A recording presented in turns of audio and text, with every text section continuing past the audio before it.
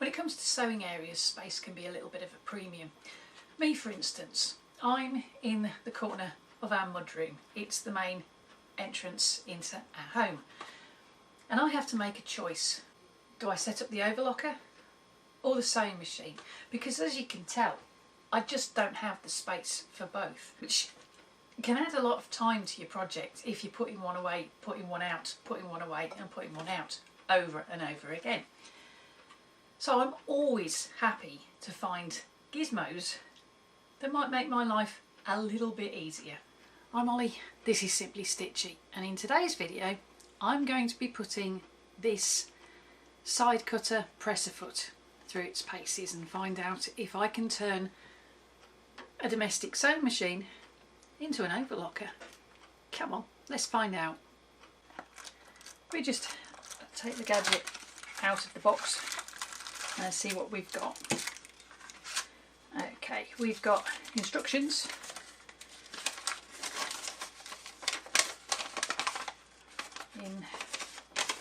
it looks like 3 different languages, and we've got the foot itself in this little plastic bag.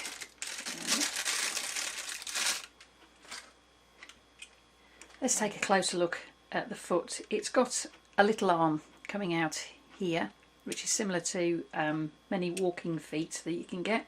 It has the attachment for the presser bar, and down here that's the cutter.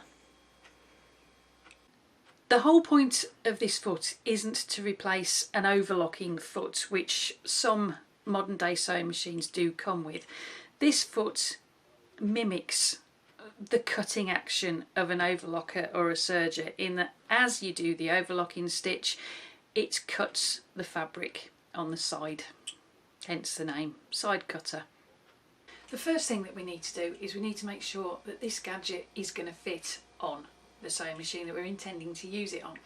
Now, in the description on Amazon, which is where I got this from, it says that this is suitable for low shank machines. If you need to know how to identify if your machine is a low shank, a high shank or a slant shank, I have a video on the channel. I'll put a link to it in the description box below for you. Some of the machines that are mentioned in the Amazon listing are Singer, Brother, Janome, and there are a couple of others in there as well. The one type of machine that this definitely is not going to fit is the so-called mini sewing machines, the non-branded generic little tiny sewing machines that look like toys. But let's see if we can get this to fit on a bog standard Singer. This is the Singer Simple. This one is from way back in 2014, I think. It's had a few variations since then, but I think it is actually now discontinued. But it's very similar to the Singer Start or the Singer Tradition. It's a basic entry-level domestic sewing machine. It's also a low shank sewing machine, so it ticks 2 of the boxes that are in the Amazon description for this foot. So let's see if we can get it to fit. First things first, check the instructions.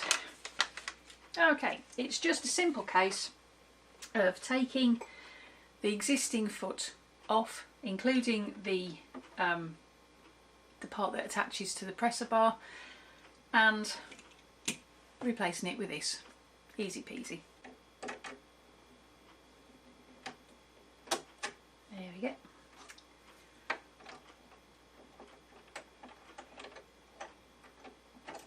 Hey, whoops. Okay, so that's the standard foot and the attachment or the adapter that holds it onto the machine. The foot fits to the sewing machine in the same way as a walking foot would, in that this little arm here needs to go around that needle clamp, and this attachment here needs to go on the presser bar. Now, it might take a bit of wiggling to get that in the right position, but that's the kind of thing you're looking for with this. on the needle clamp and the attachment on the bar, and then you just screw it into place. And make sure when you do screw it back onto the presser bar, you make sure it's tight,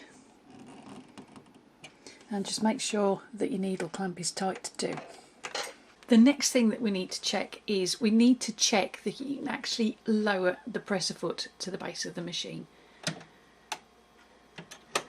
and that it lifts when you lift it up again. Now the reason why I'm doing that is to make sure that the space between here and the floor is big enough to accommodate that foot. That's one of the reasons why you need to make absolutely positively certain that your machine is a low shank machine.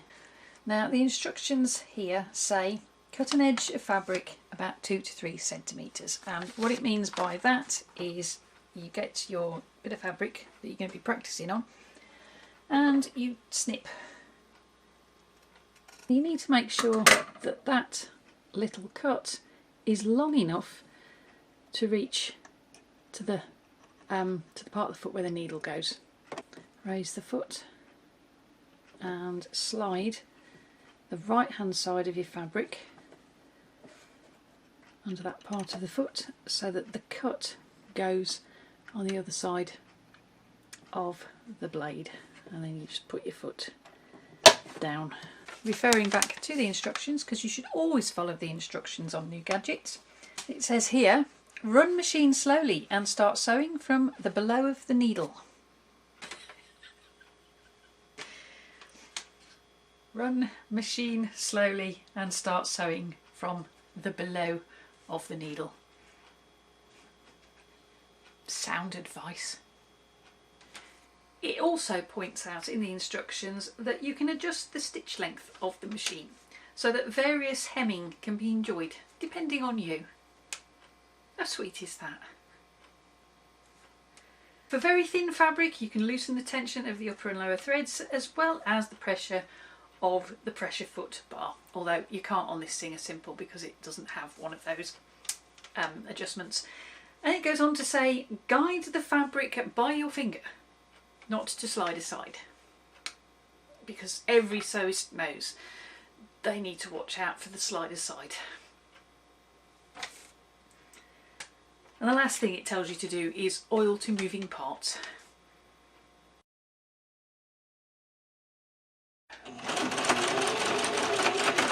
Ooh. It didn't like that.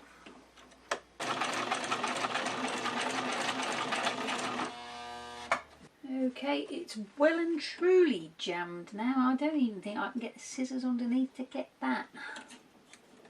I'll just chop the fabric, it'll be fine.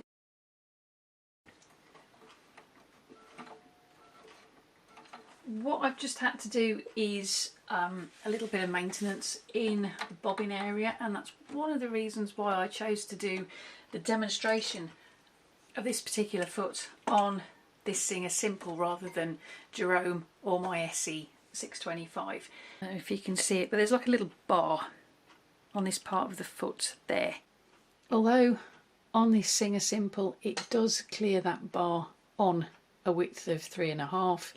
What happens when this is on the machine, because this arm is tight against the needle clamp when it's in position, what happens is with the smaller stitch width, the foot, the pressure of this pushing down on the needle clamp pulls the needle over, and the needle just slides down the side of it and hits it as it's making the stitch, which in turn on this particular machine knocked the bobbin housing out of alignment, so I've had to go back in and rejiggle that so that all the bits and bobs were in the right place. So not only do you need to make sure that your stitch width clears that when the machine isn't stitching, you need to make sure it's of a width that will allow or compensate for the needle moving position slightly over.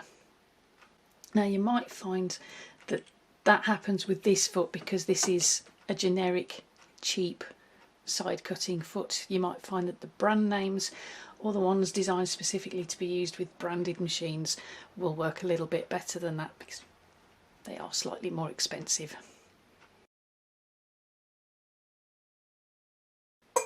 Watch your stitch width if you're going to be using one of these side cutter feet. I've got mine set on stitch width 4. And that's after a lot of trial and error. What I'm going to do first is test it on an overlock stitch. There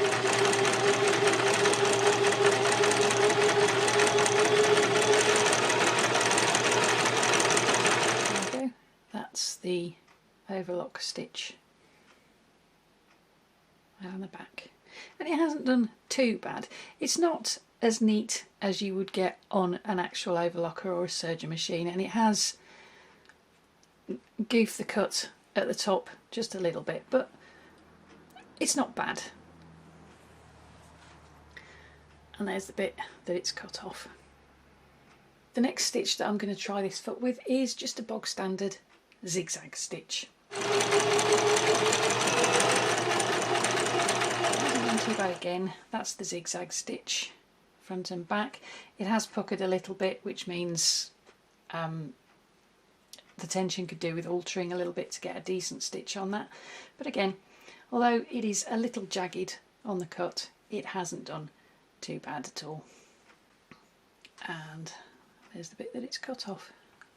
Slider sides aside, I can't really say that I'm impressed with this side cutter presser foot. Now this is a generic non-branded version. You can get branded versions of these which might work a little bit better, but you're looking at the difference between nearly $9 for this and over $20 for a branded version. It's my personal opinion that if you want something that will not only give you an overlocked finish to your garments but will also cut the fabric at the same time, don't bother getting one of these. Get yourself an overlocker. I hope you liked today's video. If you did, give it a thumbs up, and why not subscribe and click the little bell that's just down there so that YouTube can let you know when I've uploaded another video. And while you're waiting, why not check out some of the videos that I've got on the channel using the links coming up on the screen any minute now, or the ones I'll put in the description box for you. Whichever video you do go and check out next, I hope to see you back here for the next one. And in the meantime, whatever you're sewing it with, embrace your creativity and have fun. Thank you ever so much for watching. I'll see you next time. Bye for now.